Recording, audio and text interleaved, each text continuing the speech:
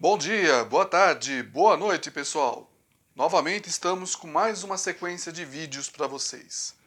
E o que eu vou falar hoje também foi um tema muito de discussão, né? Juntamente com o aborto. Pena de morte. Afinal, no grau de adiantamento da nossa civilização hoje, ela ainda é necessária? Ou já temos o conceito hoje e o entendimento de que o Estado não pode dispor da vida do indivíduo?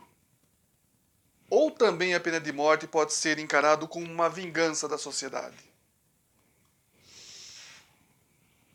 Se a gente já for analisar, a pena de morte ela sempre existiu na história dos povos, civilizações, lei de Italião, olho por olho, dente por dente.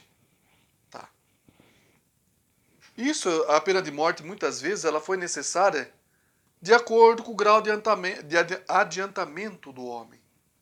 Quando ele não encontrou alguma coisa melhor em termos punitivos. Hoje, pleno século XXI, nesse planeta de regeneração que nós estamos, com o advento do espiritismo, com o alto grau de espiritualidade que nós estamos, sim, o grau de violência parece continuar aumentando. As pessoas dão uma sensação que estão ficando cada vez mais ignorantes, animalescas, né? Mas aí a gente para pensar um pouquinho, né? Em termos espirituais, que a ideia do canal basicamente é essa. Será que a pena de morte vai melhorar a situação da vítima? Vai melhorar a situação da família que ficou? Vai melhorar o espírito daquele que praticou o crime? É esses questionamentos que a gente faz hoje, né? Hoje eu vou colocando a minha opinião.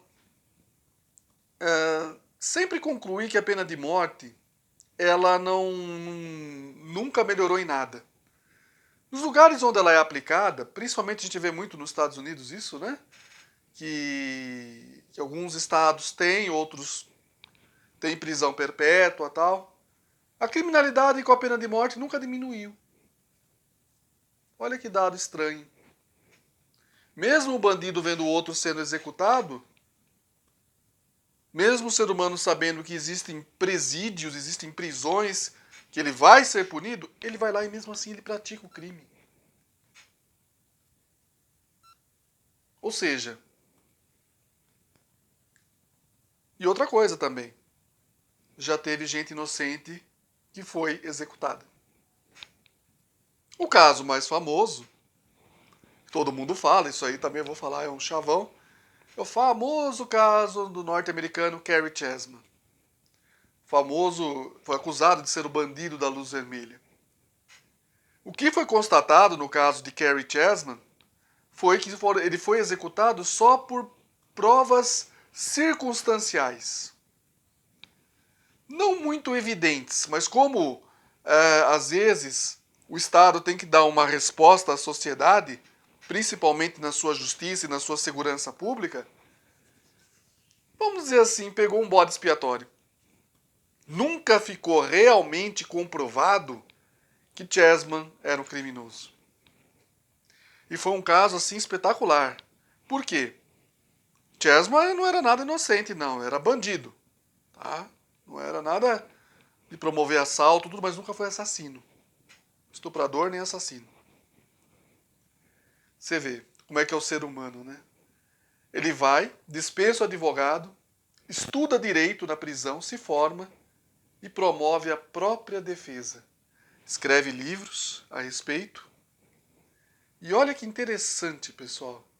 Mesmo assim, ele acabou sendo, né, executado, né? E aí se percebe que até hoje, no caso de Kerry Chessman, que não era ele o bandido da luz vermelha.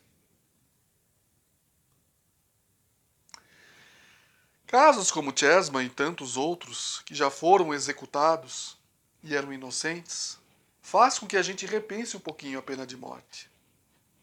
Tá? Eu, particularmente, sou mais a favor da prisão perpétua. Porque tem algumas coisas, alguns crimes, algumas maldades que são praticadas que a morte é boa demais para o executor. Aí você está libertando o espírito dele.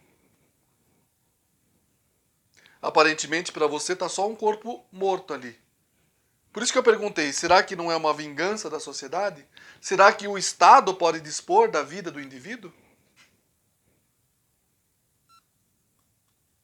Hoje, em pleno século XX, século XXI, isso já não cabe mais. Eu, particularmente, sou a favor da prisão perpétua. Porque se dá, pelo menos, a chance do indivíduo um dia haver alguma prova, alguma testemunha, alguma coisa, ou, por exemplo, o próprio assassino se descobre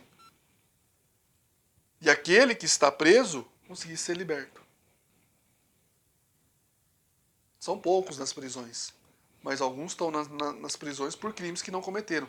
E Hollywood já fez vários filmes a respeito disso. Então, pessoal, vai um pouquinho dessa reflexão. Pena de morte não melhora a vida física nem material, nem espiritual de ninguém.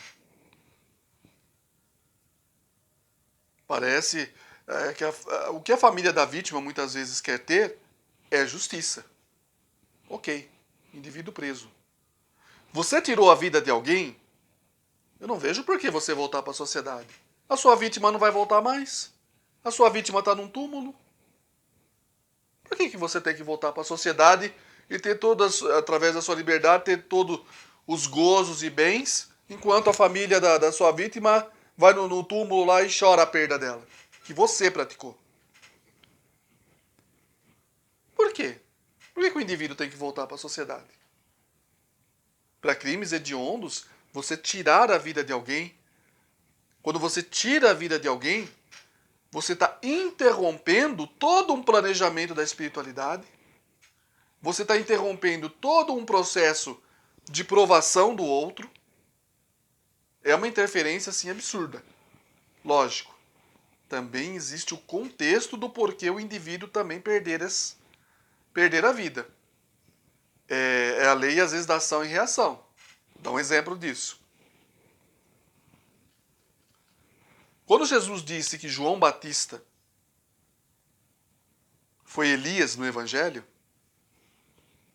aí a gente subentende que se você estudar a história do profeta Elias, ele mandou decapitar centenas de pessoas que adoravam Deus Baal. Deus, na sua infinita justiça, fez com que João voltasse à terra, com a honra de ser o precursor, de abrir o caminho para Jesus, mas não esqueceu a dívida que ele tinha lá atrás. Lei da ação e reação. O que aconteceu com João Batista? Decapitado. Muitas vezes o espírito, quando tem consciência dos seus atos na espiritualidade, pede provas desse tipo. Então, são os dois lados da moeda. Eu costumo dizer que a moeda tem sempre os dois lados. Tem aqueles que perdem a vida e não era para perder, né? Que nem nesse caso que eu estou falando da pena de morte, da pessoa, do assassino que tira a vida. Mas também ele pode, às vezes, ser um instrumento